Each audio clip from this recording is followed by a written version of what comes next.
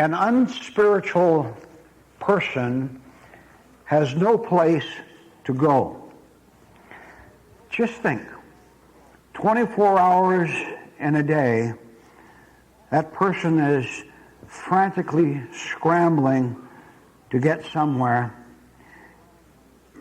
and he has no destination at all. He's going, but he's not going anywhere. Now I want you to do some introspection work right now by seeing how you are always on the move, always on the go, always thinking something. How many of you get tired of thinking? Don't you get tired of it? Your mind is in control of things, and it mangles everything, doesn't it? Always thinking that we're going somewhere, and when we get there, we think we're going to feel at rest and satisfied. We never arrive. Just the traveling with nothing ahead of us real at all. It's like a dancer. Maybe you've had this experience too sometime. You ever been dancing with someone you wanted to stop, but you were afraid of offending your partner? I had that one time many, many years ago, in younger years. I wanted to stop, and the girl wanted me to stop more. You are afraid of offending the world. Yes, you are. You're on the go to what you call financial security, and there is no such thing really, of course. You're always dancing with a new partner out there, with whatever enterprise it is. Afraid to stop because you're afraid that somehow, if you walk off that dance floor with all those other rambling wrecks out there, you're afraid if you walk off, you'll be conspicuous, and they will think there's something wrong with you. Well, look, why don't you settle it right now in your mind? There is something wrong with everyone out there on the dance floor. The music isn't very pretty at that, is it? The music of meeting those crises, self-created because of the crisis inside yourself.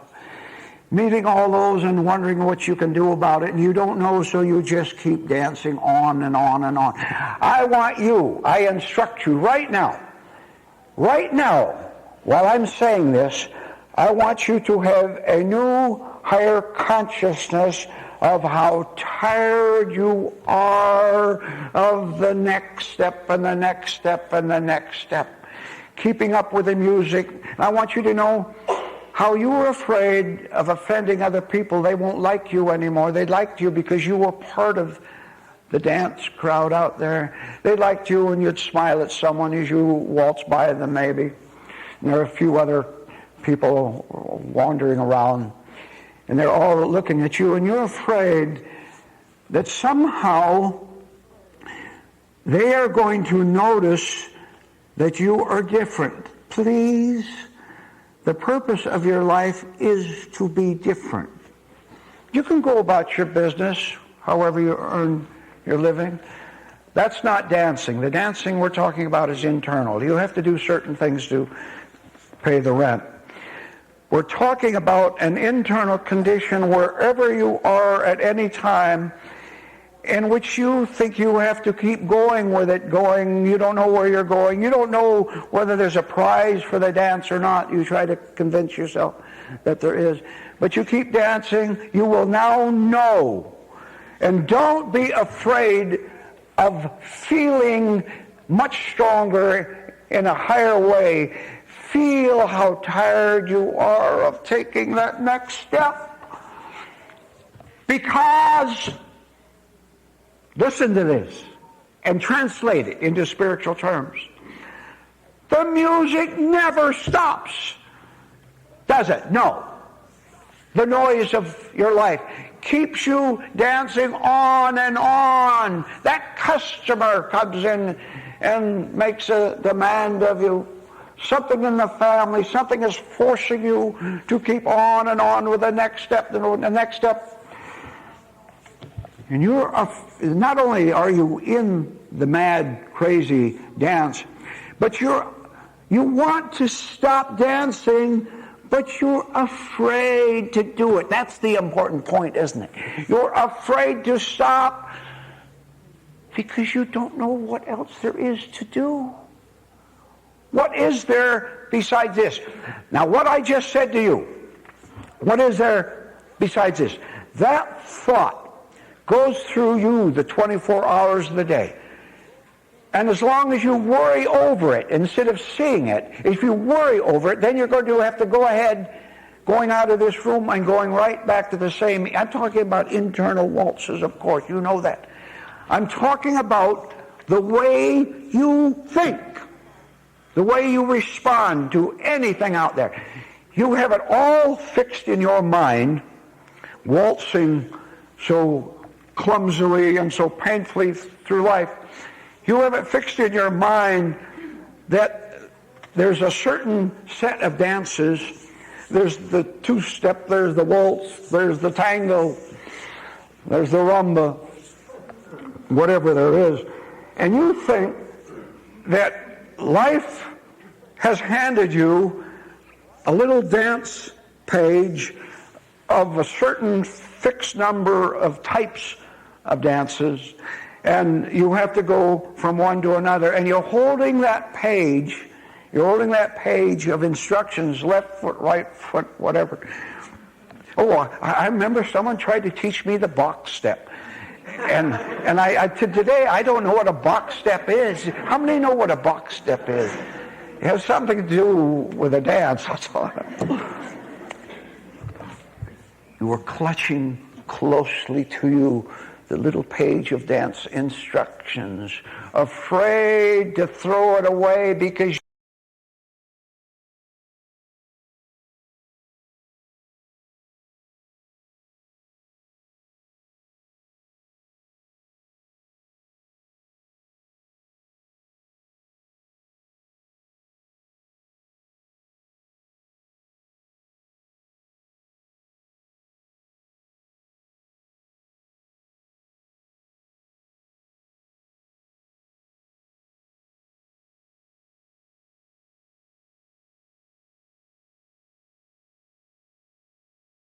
a dance you never want to continue with.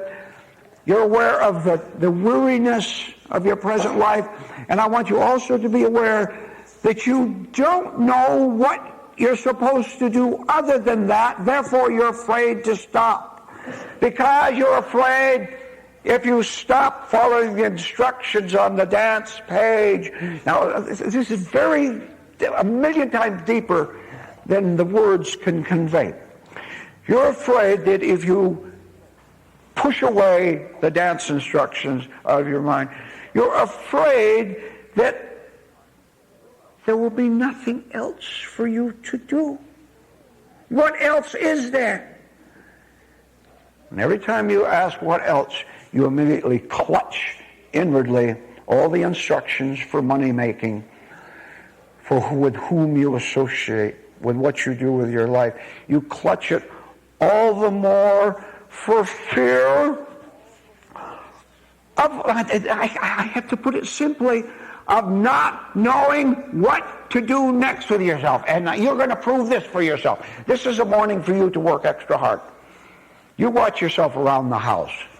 Anytime you're around the house. And I want you to notice the process of your thinking as you're going about fixing the dinner or whatever.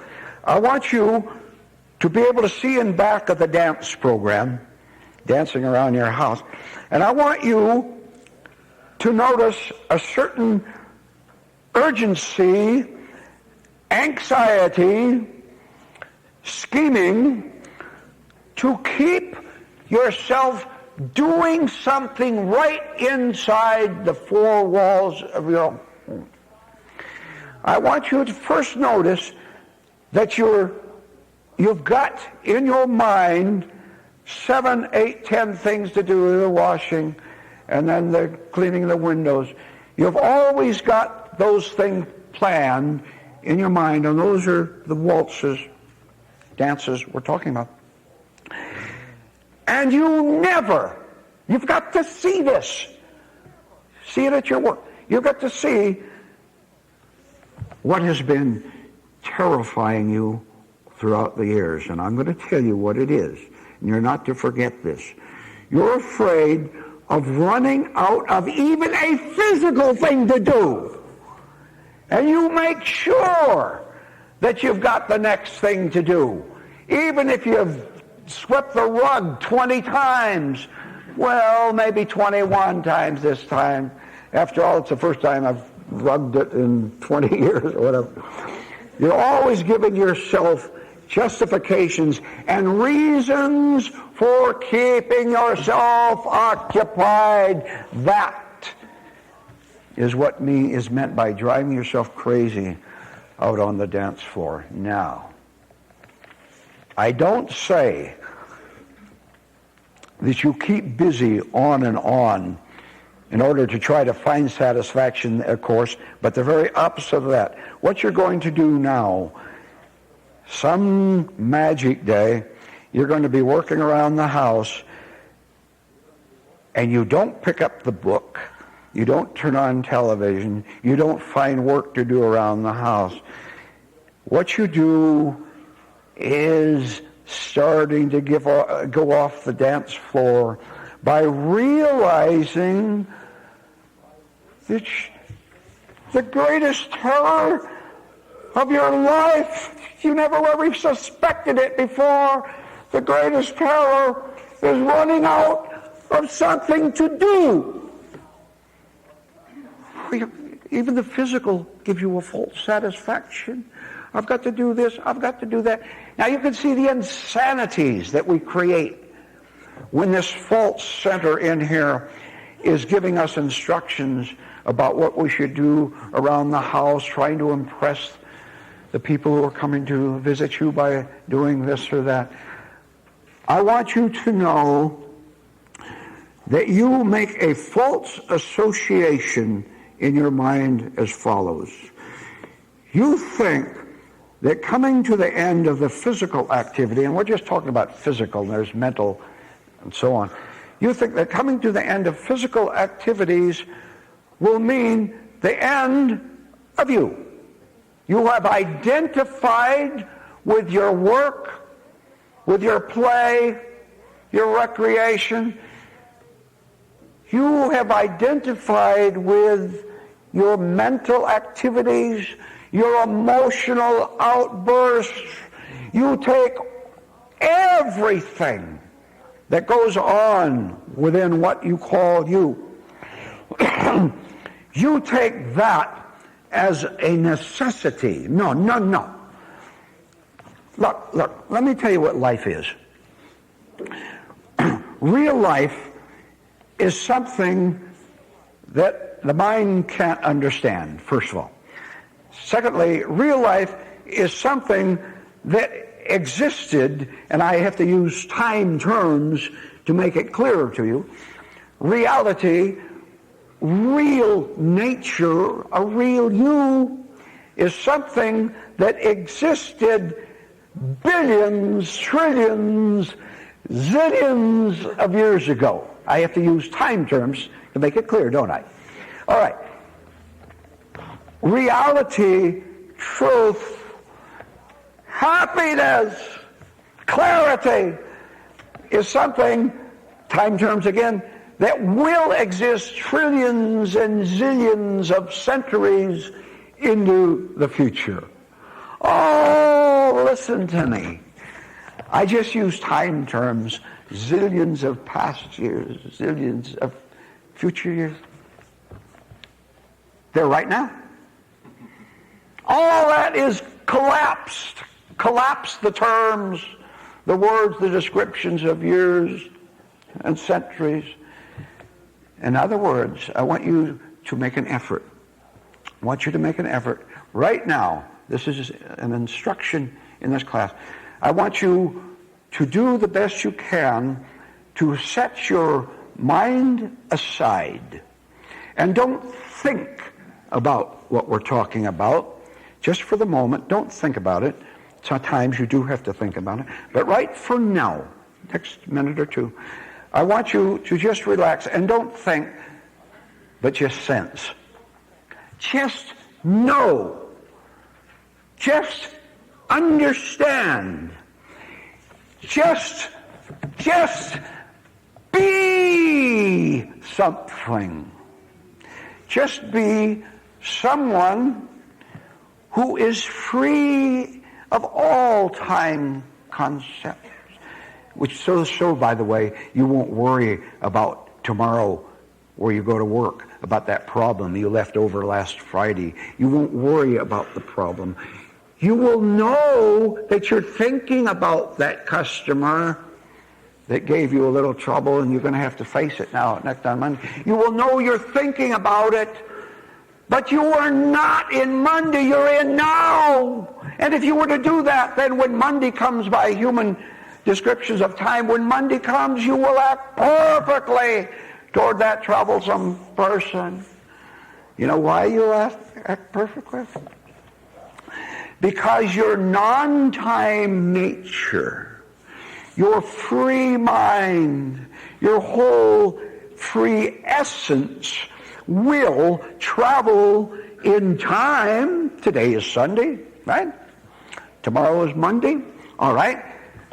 But your free, timeless nature that you have now can think all at once about that problem on Monday in the home, in the office. You can think about it, but there's no one there to be dismayed, worried, discouraged. There is, I tell you, there is absolutely no one there who's going to be bothered about it, because who you are now, being conscious of your nowness, of your higher state, you know, when you're in the timeless state, you know it is timeless. And because you know that, you know absolutely without thinking about it, you know it because it's a spiritual impression. It's the conscious light. You know that when Monday comes, and you, at 9 o'clock, when you have to face that worldly level problem, you know that you won't be problem, therefore it won't be any problem. She might be furious over that package of goods that wasn't up to what she wanted. She might be cruel. She might be vicious. What's the world got to do with you when you are real? Nothing. Huh? Spiritual liberty? There? I say spiritual liberty, and I just described it to it. The whole world. Look, everyone else in this room has nothing to do with you, whatever. Inwardly, psychologically. You see them physically. They have nothing to do with you. The trouble is you want the full sweet without the sour. Never works. How many understand what I meant by that? Yeah. What do you want from someone else? Anyone in this room or anywhere else? And why do you want anything from them at all? Why? Because there's something wrong, obviously. There's not this freedom, which is free wherever it goes, because it's always with itself clear, inside itself wherever it goes. You can't hurt a non-existent person. The world can't hurt you when you're non-existent to it, which you are in reality. Everything that you authentically really need and which you are seeking to find, everything you want is ready for you right now. I don't have to refer to the clock there on the wall. I'm just saying now, being the space inside of you, the place and space inside of you, which is not going anywhere, wondering whether the person next to you in this room likes you or dislikes you, whatever. You're not thinking about those things at all. Look, an exercise in freedom. We put it into words, and then you do the best you can to translate it from words into an actual inner condition. Right now, and this is a fact, this is the truth, what I'm telling you now. This is something straight from heaven to you. Right now, at this very minute, you don't have a problem in the world. No difficulties.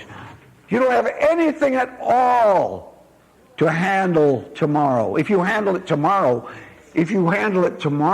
what are you going to handle it with? You're going to handle it with the self that's thinking about it now, and you're going to break it up. Have problems, aren't you? You anticipate fear from someone, for example, you will have that fear tomorrow. Look, what does truth have to fear? Oh, the difficulty is you are not living in truth. You are living with you. And you keep thinking, deceiving yourself into thinking that you can have the sweet without the sour. Impossible. Every day you ever lived proves that. That means if you want something, which you don't need, by the way, if you want something from the world, you might get the world's rewards. You might get the money, the friendship, the travel. You might get it all right. But the next day you have to start all over and try to go somewhere. Try to go somewhere where the pain is no more. And you haven't ever found that, have you? I know you haven't found that. You know you haven't found it. So we gave the illustration of the dance floor. There is nothing but your own delusions that prevents you from walking off that mad dance floor right now. You don't have to listen to the music anymore. You don't have to listen to evil forces speaking to you and surrounding you and attacking you. Why do you put up with it? I have explained it before, and I'll do it again. The reason you have not found authentic spiritual salvation is because you have falsely convinced yourself that there is nothing outside the dance hall. And so you ridiculously reason, if I say goodnight to my partner and walk outside, you're afraid that if you say goodnight and you go to the door, there won't be anything out there, but there'll be something of darkness outside there. All right. Now listen to me.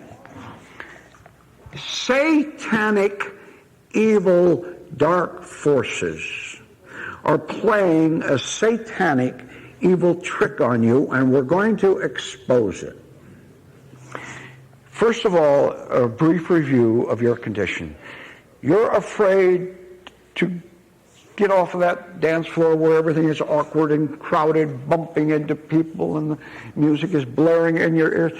You're afraid because you don't know whether there's anything else other than the dance hall, because that's all you've been in all your life since you're a little child. You're in the dance hall. You're afraid that if you go to the door and open it, you're afraid of whatever is there or is there. You just don't know, right? You don't know. The world consists of masses of liars, self-deceivers, people whose heart are aching and they want to cry all the time and they want to hit somebody all the time. Why?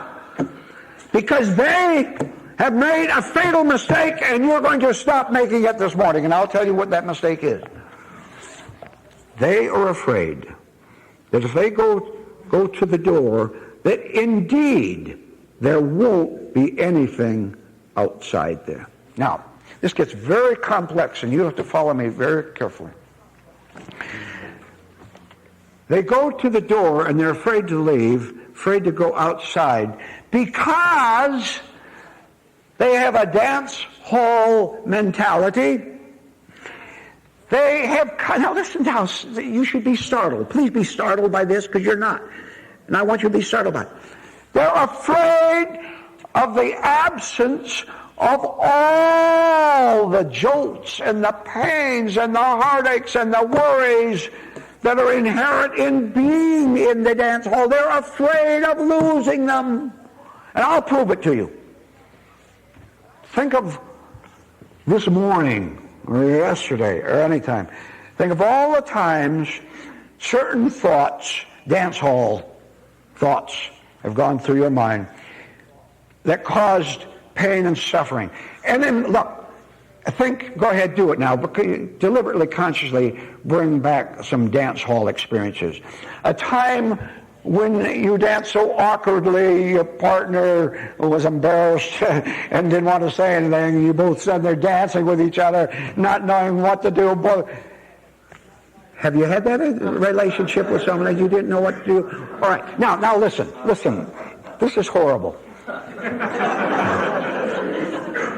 This is good horribleness. I wanted to correct that.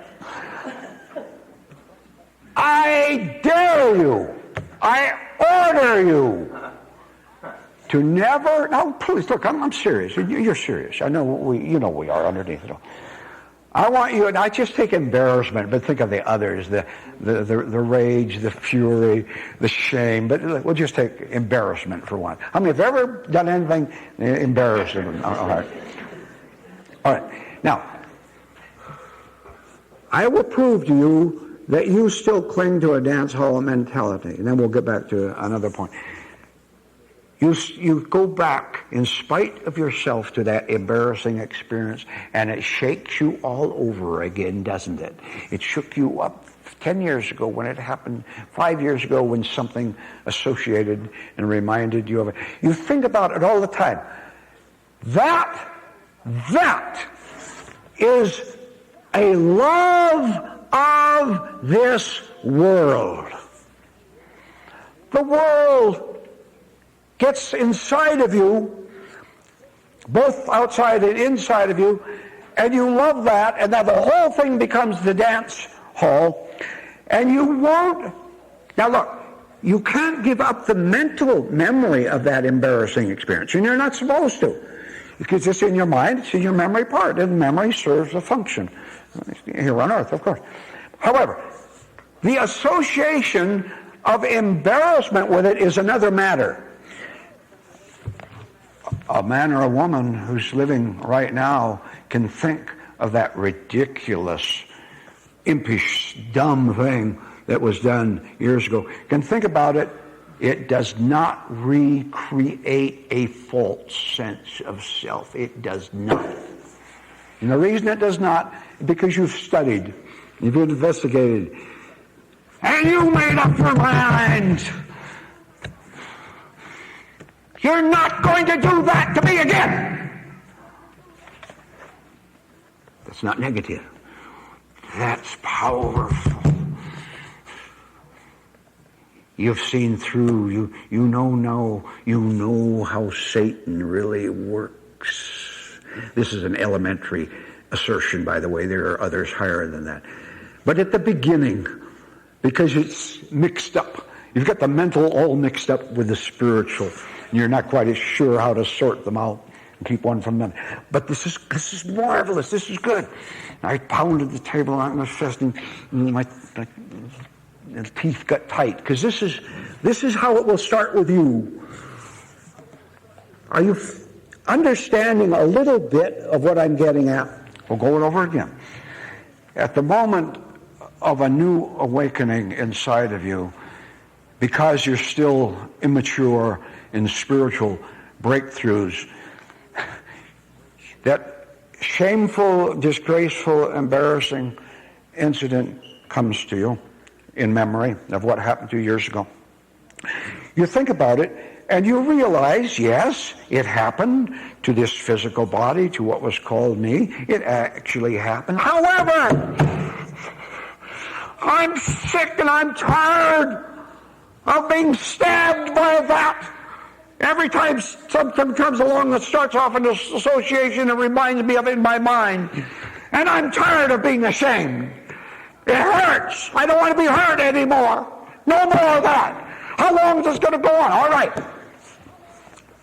You're beginning with knowledge of the situation to be free of it. Now you have knowledge. I've just explained some of the facts, spiritual information you have. That it actually happened to your physical self a while back, and you felt terrible about it, and even went out and did the same thing again. How many would like to raise your hand to that? You went right back and did the same dumb thing again, right? All right, but you're getting knowledge. And now you're doing something else, and this is so much to say, and time goes so fast. All right, now you have knowledge of it, but you have to yield to that knowledge. That means this. That means you have the facts. Yes, I did it. Yes, it hurt, and people laughed at me. That's the knowledge. But now you have to yield that knowledge of what happened. You have to yield it to God. Yeah. You have to yield it to the spiritual world. You have to yield information, facts, and not make the mistake of referring it to you today. And you won't make that mistake when you know that you don't exist today. You didn't exist 10 years ago when you made it, but you didn't know it. That's why you made that mistake. Now you recreate it and you suffer. Now you're beginning to get through it with it to understand what has happened. Something that has wanted to torment you, to give you a sense of secret sins, and I'm glad people don't know what I did and what I think about. Something has been making your life one series of miseries after another. Right. You can all nod your head on that. All right. You have knowledge of that. It's in your mind is the fact that you were embarrassed. Now, what you have failed to do is get off the dance floor. And I'll get back to the door if we have time in a minute. But just for now, you have to yield knowledge to spirituality. The mental, where the I is formed, where false you is formed, all that has to be given up to God. God, listen to this. This is a prayer. And I want you to pray this. God, I want you to make me willing to give up being a disgraced person, a shamed man, a guilty woman. God, please show me what it means to yield false identification about myself to you. You do that, something will happen. Time will collapse, as I spoke on. There will be a separation like this. When you think of that incident, something comes up. You remember it, and you keep it only in memory. It does not go on to torment, to attack, to insidious evil infiltrations into your mind and emotions. Please make that separation now. It's so much for you to grasp, but do this. When that shameful incident, the crime you did, maybe you got away with some crime against the law, who knows what it was, you know what it was. The next time that comes up, realize that it did come up in your mind.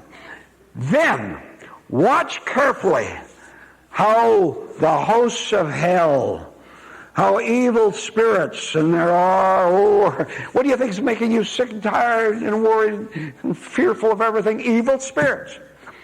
Then realize that evil is trying to make you recreate the false self that did it in the first place. The false that did it because it was stupid, it was dumb, didn't know anything, ignorant. Watch how Satan, the devil, tries to use your emotions and sense of shame to recreate a bad man, a wicked woman.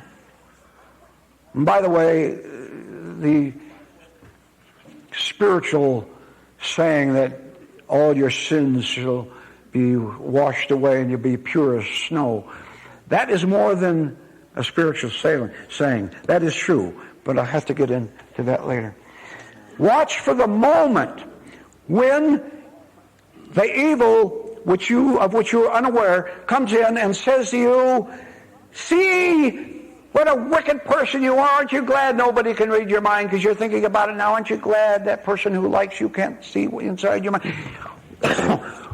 Know the split second that insanity, sickness, vicious evil tries to get you to feel guilty. And don't you accept it. No! Even if you scream out in your elementary work on this, it's all right, because that's the best you can do. Scream out, no, no, no! I'm sick and tired of you doing this to me. You're getting onto it a little bit. That's the beginning, and it'll keep coming back, and you'll slip. You'll make mistakes. But now you understand. The secrets of Satan has been revealed to you. So that the time will come when you'll understand altogether what's been said here this morning, that when you are tempted, we're taking embarrassment as one place, but you can use it in all other areas. When satanic forces try to get you to feel embarrassed and shamed and disgraced and wicked and sinful by remembering the incident you made, at the split second that happens, you will realize that there is no time. Therefore, you don't have to connect with that, and as you do so, and it's a part of your mind that builds an I out of time incidents. There is no time, therefore there's no you. I told you a minute ago, you, the real you, didn't even do that criminal act, that sexual thing that was so shameful. Of course you didn't do what the real you can't do bad. It's the phony, it's the ridiculous little imposter that we've taken as real, and that has taken us over. So only bad does bad. Only evil does evil. Now, but because you didn't understand this, you didn't know that.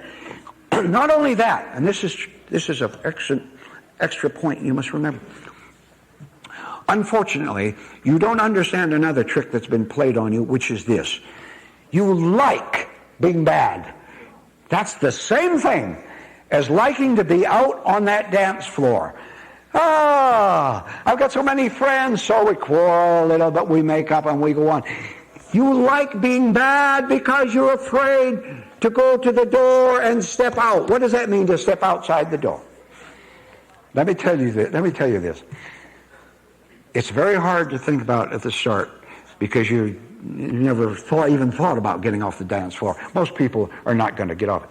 But you go to the door, and because you understand certain spiritual facts, you've gone through the whole business of shame and memory and all that we're talking about. When you go to the door, you understand, right as you stand there, you understand that what's on the other side, and I have to talk now in time and material terms to make this clear. What's on the other side is simply something you don't have to be concerned with at all. All you have to be concerned with is going out there. Then when you get out there, you'll know what it is. Because when you step outside the dance hall, there is no dancer to be afraid of anything, because there's no dancing out there. There's no you out there.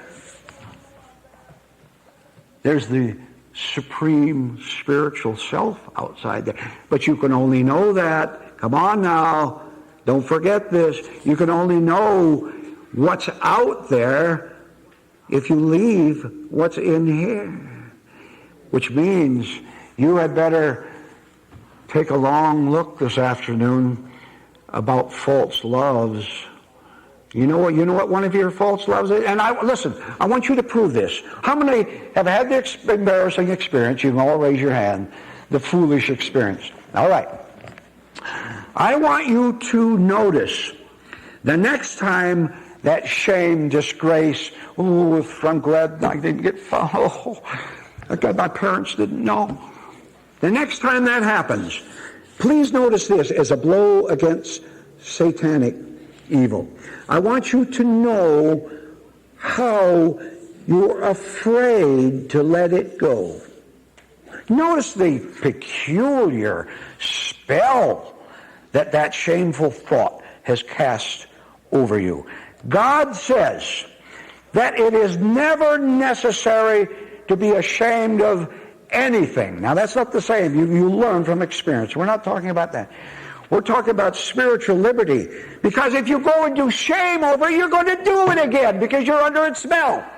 And you like the false feeling of life. You like the false identity it gives you to say, oh, I'm a terrible sinner. I'm awful. See, you're playing Satan's game. That's exactly what he wants you to do. He doesn't want you to be free. He wants you to continue to suffer. And now, here's the point again.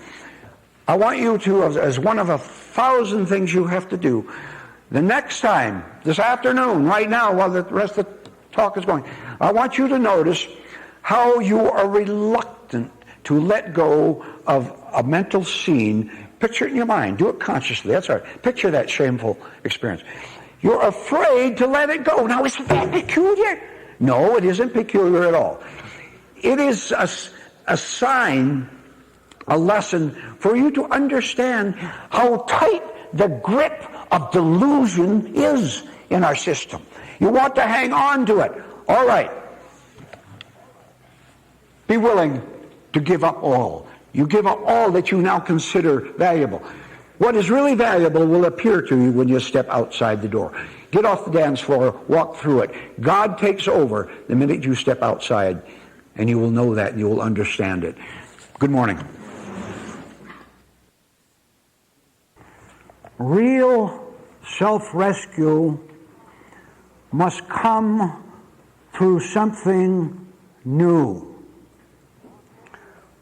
Authentic self-deliverance and self-elevation must come through a power that is entirely original with you. Now, how are we going to find this originality, this freshness, this out-of-this-world force? How can we find it? You ask the question, how can I find this higher peaceful level that you're alluding to? How do I acquire this newness that will save me? The answer is you, as you are presently put together, as you presently think, cannot find the new. And that's the clue, the answer right there. Your realization that you have never found the saving force, your very realization of that, which is thought, will in itself allow the entrance of something higher inside of you that does realize and acknowledge the limitation of the mind.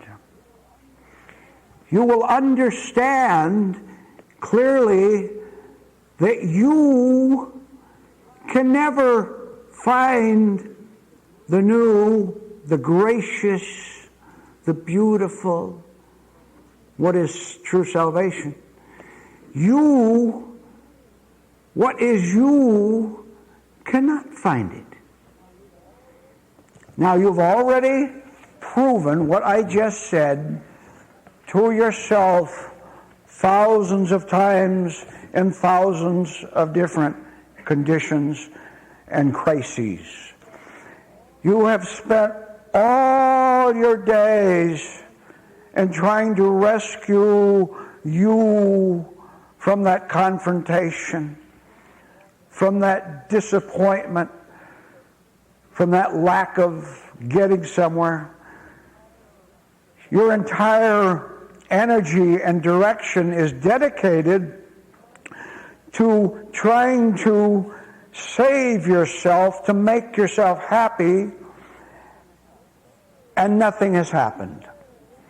The old, the repetitious, the unworkable, the foolish, and the dangerous remain as they are.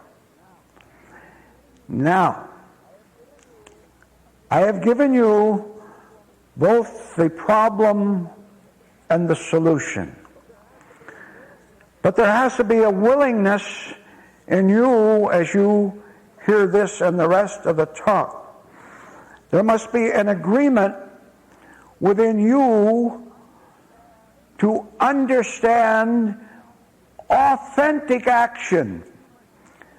What you must really do to break out of the entity, the personality that is seeking to better itself,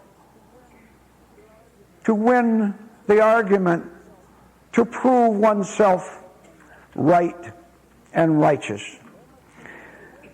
There must be a willingness, and I want you all to invite it right now. Invite willingness, please, while I'm talking. Invite a willingness to understand what you can do right now and what you can't do. What you can't do is be happy. What you can do is to acknowledge thoroughly, completely that you can't be happy. What you can do is to know that in your present condition there is nothing that you can do. And this doer of great works has never existed for you, and you know that. That's why you're still seeking. Seeking in the dark woods for something that is illuminated, which can never be found in the dark woods of your own acquired, conditioned, old nature. The stunning shock that there is nothing you can do about the terrible internal struggle and contradiction and mess. The realization of utter, and I mean utter, I mean 100% helplessness and hopelessness. The realization of that this is true thinking now. The realization of that you can do nothing for yourself, about yourself, in favor of yourself. The knowledge of that can be invited, and by this time you hopefully have obeyed my instructions to invite something that is not a part of you. But there is a decider, an inviter or rejecter. There is an inviter within you that can, right in the middle of being lost in the dark woods, and it's cold and you're all alone, and you don't know where to go or what to do to get outside of the dark woods, which is yourself, there is something in you that can say something like this. All these days I have been screaming out, how do I get out of here?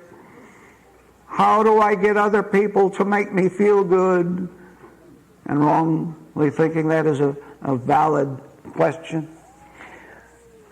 All my days, in secret mostly, because I don't like other people to know how bad off I am, how wicked I am, how weak I am. All the days of my life, I've been a searcher. This is an intelligent process now. All these days I've been going around asking who, why, what, how, when, where. I've been asking how to be happy, and I have to concede.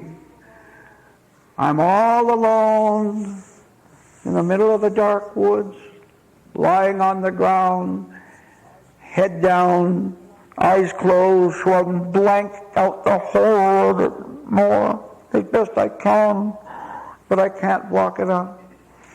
Keeps coming back because you're in the dark woods, and the dark woods is what keeps coming back to you. But you're lying there, and a little bit of the inviter in you is able to speak.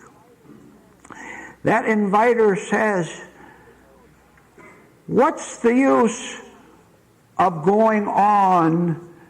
And now I want you to add the following when you say this.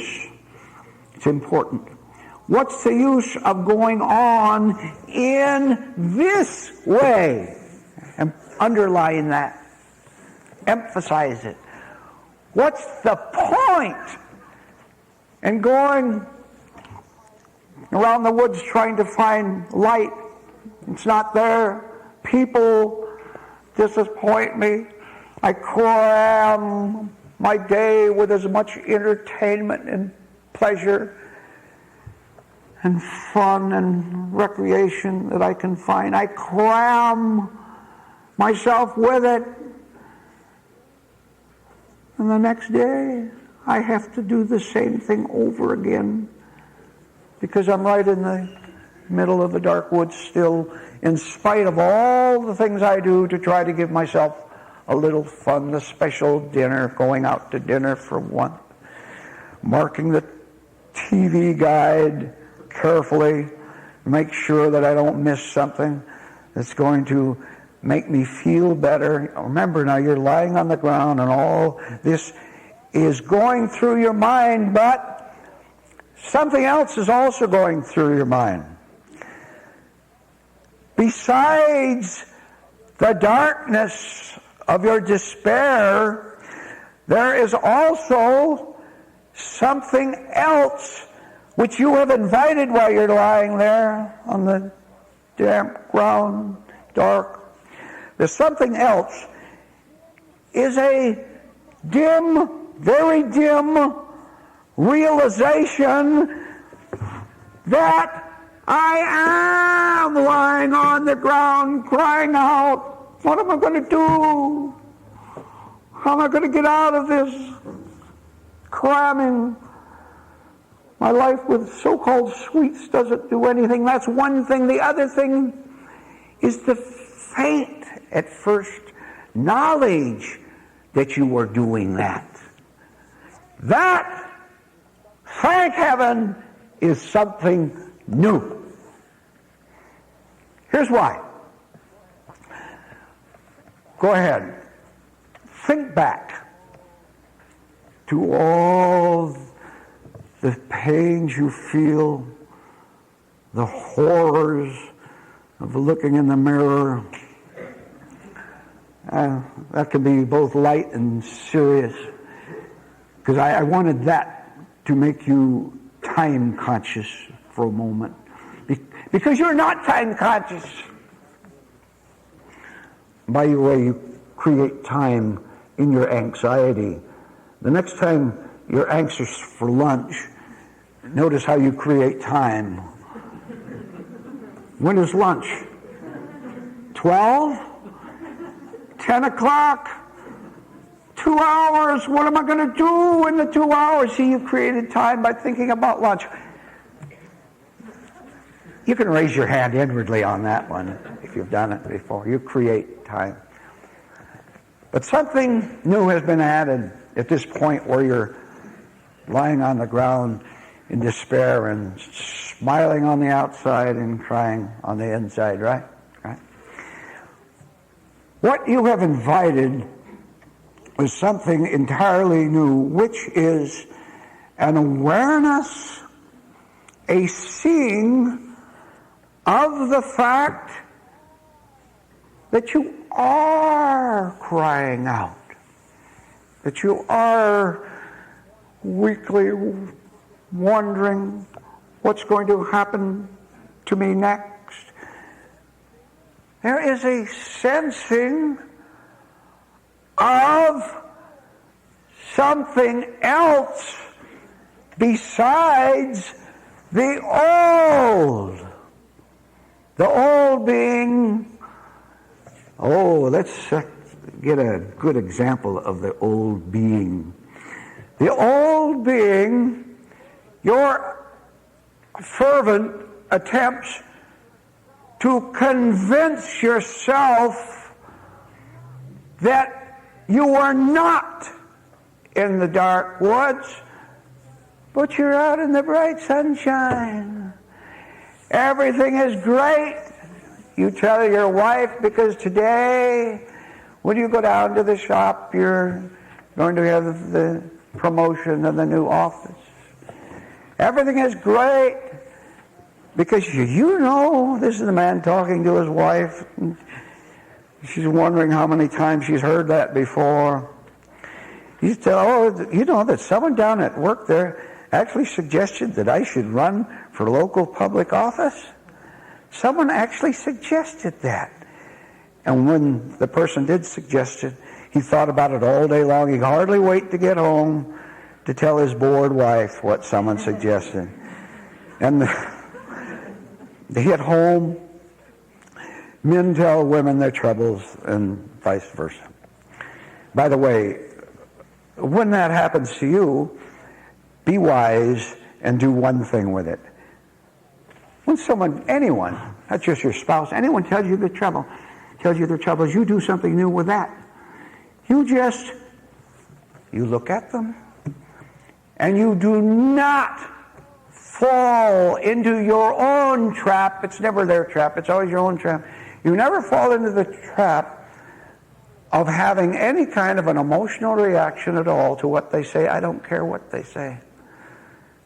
Because if you do, what is happening, you in your own wandering through the dark woods seize onto that as something new and thrilling. They tell you their troubles, you don't even say, oh, I'm sure glad I don't have that trouble. I must be all right. You always take the troubles of the whole world as well as another individual. You take it in a vain attempt to try to make yourself feel better, and instead you only wander deeper into the dark woods.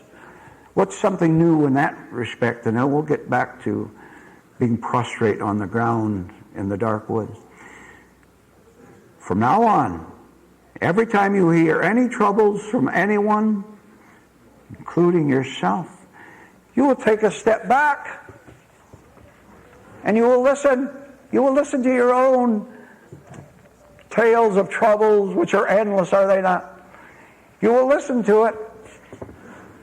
And if you will listen to it without falling into the other person's grief, without trying to use it in order to get something out of it, if you'll do that, that will be the invitation of the something new that can become your self-rescue. So we're back to our man on the ground. Now he's crying out, but he's added something else. He has become conscious of many different things, and one of them is this. And you can now join the talk by entering into it as follows. I want you this afternoon, tomorrow, I want you to know very clearly the next time you prostrate yourself on the ground and cry out, scared, worried. Now now listen to me, so that you don't make a mistake. This is enormously difficult to do. You don't want to do it. It's the last thing you want to do. Now get that clear right now. Otherwise you'll hear the whole talk and you'll think you understand it and you know what to do, and you don't. I'll go over it one more time. The troubles have piled up and crushed you down. The party's over and you go home and you're lonely and you're scared. You're wondering what's going to become of you. And right in the middle of that, you do get a certain part of you that wants to understand it a little bit. You want to understand your own suffering. And what you understand at the start, and this is necessary, and it's not easy, but you've got to do it if you want to be really saved. You understand with an enormous shock that everything you've ever done, said, felt, lived, talked about, boasted about, thrilled over, everything you've ever done was done in vain. Oh, why does that thought come to you that it's been empty? It's nothingness. Because you're getting honest, that's why. Unsaved people are nothing but walking dishonesty, self-deceit. But this time, the invitation part of you has entered enough for you to know that it's all been in vain. That's the first shock. The second shock, and a marvelous healing realization, is that the doer, the actor, the performer, the whole package put together that you call you as an individual, the whole package was nothing and only your thought processes and nothing else. It was not you. You said, since you're a little child, I am me. Come on now. Here's a good question for you. The next time you say, I am me, who are you talking about? You don't know, but you keep saying it. Now, find out, the next time you say, I am this or that kind of a person, I'm charming, I'm handsome. How many can say that? How many want to say it? How many dream about it? How many don't think there's much hope? You're always unconsciously telling yourself who you are, and every one of the billions of self-identifications and self-references and self-glories, every one of them is absolutely nothing. It's air. It's vacancy. And to prove that, and you prove it for yourself right now while you're talking, notice how your descriptions of yourself change from second to second. 1 minute, I'm tremendous, I'm a success. The next second, I'm nobody, I'm a flop, I'm a failure. And on, bye-bye, bye-bye, who never gives up, and I'm going to go back and win this time. I lost last time. This time I'm going to win. Now, use this talk this morning, please. Right now, use this talk by inviting, right now, the realization that you are no one at all that you think you are. And a cheery added note to that. Add, which you won't understand, but you're saying it intellectually, and that's a good start. And I don't have to be the person that I have called myself. Oh! If that is true, which it is, you don't know it, but it is true. I'm telling you it's true. You don't have to be anyone at all. Oh, if that's true, I can go down to my work in the morning. I can take care of the home and family. I can read the newspaper. I can watch television. I can talk with other people. I can have dinner and have a little fun. I can live my life. Why have I wasted my life in not discovering this till now? I can live my life without the smallest concern over living my life. I can be free instead of chained. I can be spiritual instead of mental. We better write that down. I can be spiritual instead of mental. Oh, I understand what that means. It means when I was lying on the ground in despair and angry, mad, why did this happen to me? Burning, hating. I can understand when I was lying on the ground and life was empty and hopeless and I didn't know what to do next. Nothing but burning frustration. I can understand that I made a mistake. That's it. I made a mistake when that intense suffering that I was going through. The mistake was I was lying on the ground, hating, worried, sick, wondering who's going to hit and hurt me next. All that time, I made a mistake which I did not understand was a mistake. And now you are hearing about the mistake here this morning, and you could start to correct this morning if you really want to be saved.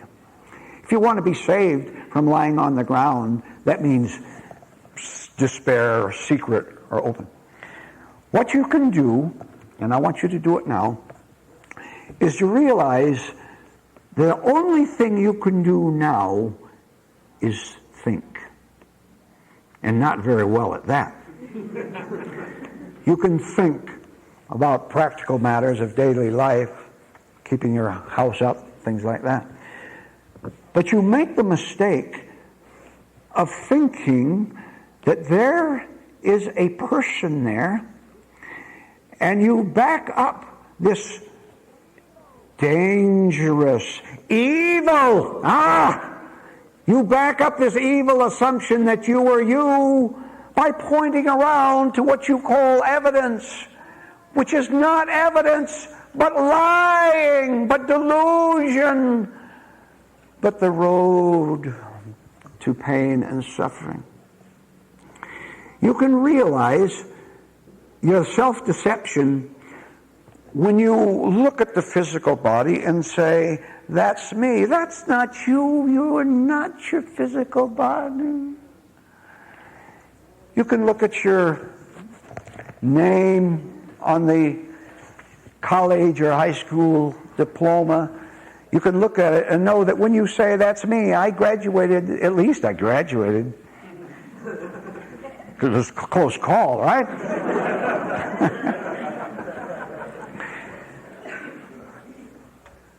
How many would like to pin up your high school diploma on their living room wall so everyone would see it to know how educated you are? You know what I'm getting at. Well, maybe you don't. How many know what I'm getting at? Well, if you don't, I'll explain it to you. You're always pinning your high school diploma up on the wall. Well, that means, well, now let's find out. Let's see how many scores I can make here. You dress or put on makeup, you girls.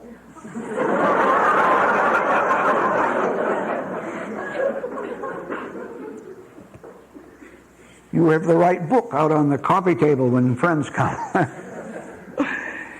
You're always telling everyone who you are, how exclusively you are. And why do you do that?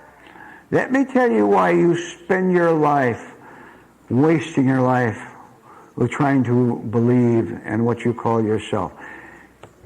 You try to make others and yourself believe in yourself because you don't believe in yourself.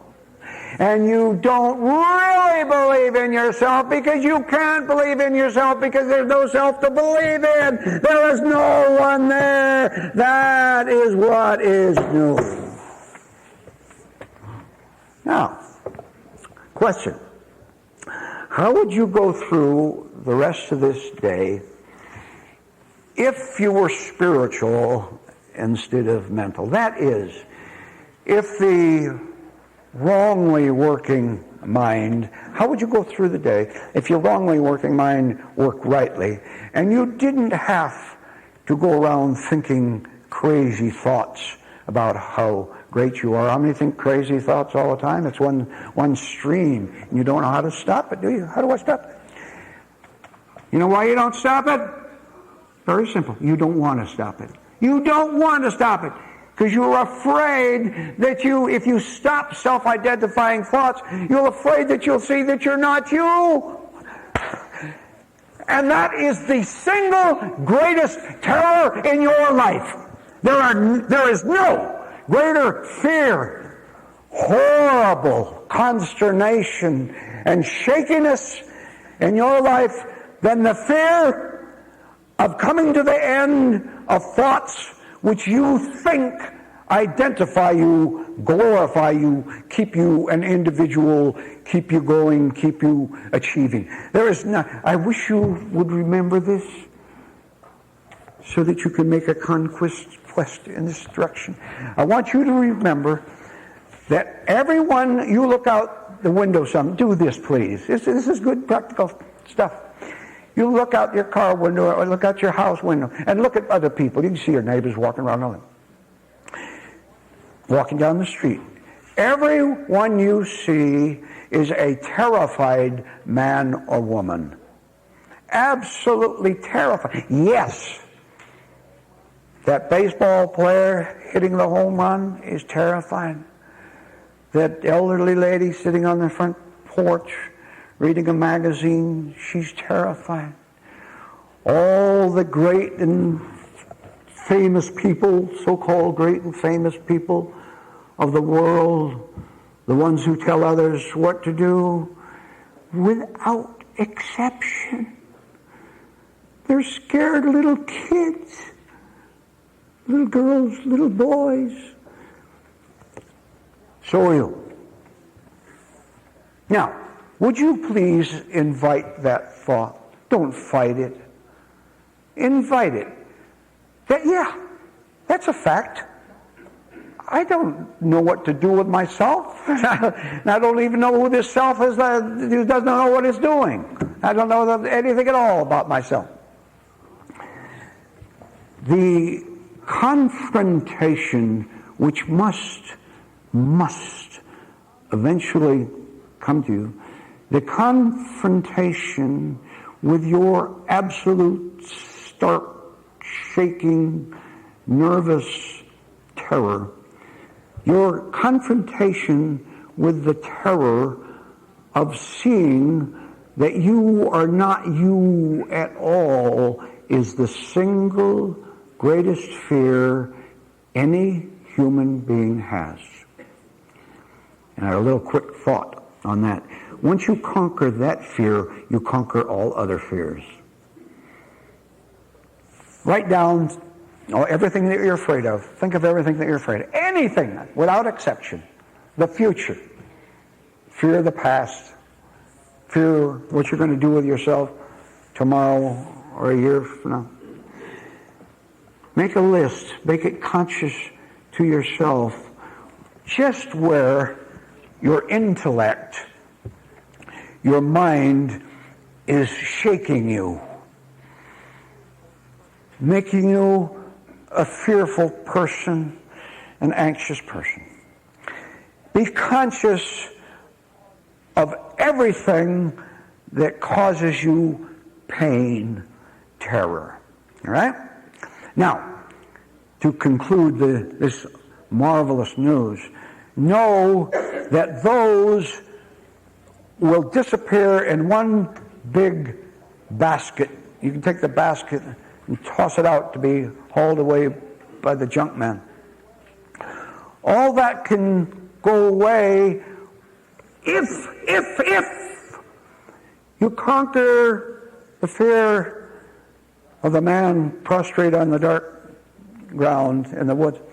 Conquer the fear that you feel when you catch yourself being a faker.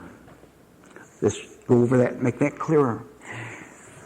You get in certain positions where you catch yourself being false, saying something, acting out something, hurting or deceiving someone else. It is necessary for you to be conscious that these self-deceptions, this self-hurting, is a part of the thought process. You are thinking before you saw that person, I think I will say this to him. I think I will behave in this way in order to get his vote, in order to get his money, in order to get his friendship, in order to get whatever you want from someone else, their approval. I want you to track back your guilt, your embarrassment, your shame, your discomfort, back to the fact that that was caused by a certain way of thinking that you had in your mind. And then, see, this is so much work. Don't miss a meeting. Then you can track it back to a greater fear than the one of being disapproved, the greater fear of not being able to say and do things which will get people to like you, to approve you, to get their money, to get what you want. A greater fear of losing your ambition, your thought, your aims, your ambitions to get something from someone else. This is the tremendous crisis of your life where you're worried sick of what's going to happen to you if you stop aggressive, self-seeking, self-serving thinking. I've got to keep thinking like this to keep going, otherwise I won't. If I take the high school diploma off the wall and put it away somewhere, I won't be reminded of all the great times I had in high school and the graduation. I even was the class president and gave the class speech along with the principal of the school. If I take it down, I won't have anything to live for. Nobody is living. They're a physical, mechanical body walking around, living under the delusion that they have real life. That's mental, purely mental. That is not spiritual. Among your other notes, please put the following one down. There's a world of difference between thinking and spirituality, between the earthly and the divine. Get all similar such words that you like. And by the way, add the following. There's a difference, an enormous difference, inseparable, always separated difference between goodness and badness. Oh, we better cover that a little bit too. Let's see how well you can invite insight into what I'm going to say next. Anytime you feel bad, you suffer from anything. Anytime you're overwhelmed with uncertainty, with doubt, with grief, feeling isolated and alone, anytime you think about yourself in a negative way, that is absolutely what is meant by being bad. You're being bad. A little stronger? Oh, well, of course we always have to make it stronger. That's the same as being evil. Every time you scream and cry and throw yourself on the ground and get mad, you're being bad. You're not only being bad, but you feel bad. You're punished. You're whipping yourself. Now, this time is going. I have to conclude this thought. Oh, what a conclusion. Listen to this so you could take it with you. You are now worried sick over giving up your badness because that's what you call life. It isn't life, it's unlife. Besides seeing that in yourself, you're to study your friends, neighbors, to remember the family gathering, how the people behave down at where you work. You're to see everyone, and you're to know two things, and you're always to connect the two things, both when you see them and when you see yourself. You're to know that badness and unhappiness are the same thing. You're miserable because you're a sinner. Yeah, you're a sinner. That's because you're sad. Oh, what a great connection. Invite a higher understanding of what I just said. So the next time you're bad, how many are bad? No, no. Lots bad, lots bad. Okay. The next time you're bad, thinking the smallest revengeful thought is evil. The smallest thought of getting back, of getting even with someone else is evil. You know who says so? God says so.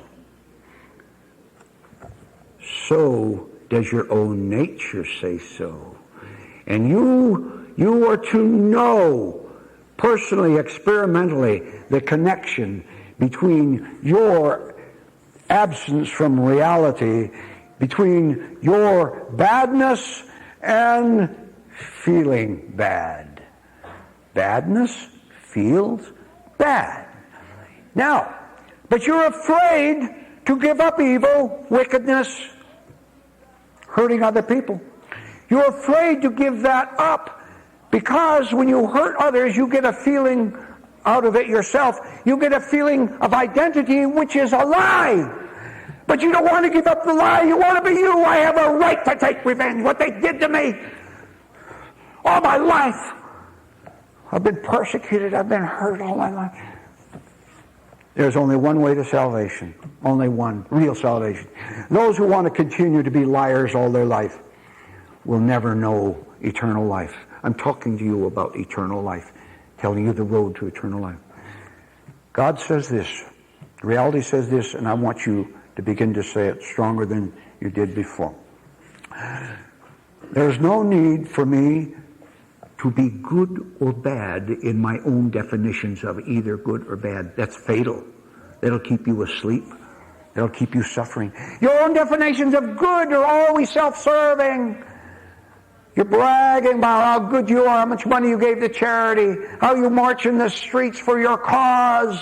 You're a lost soul marching in the streets.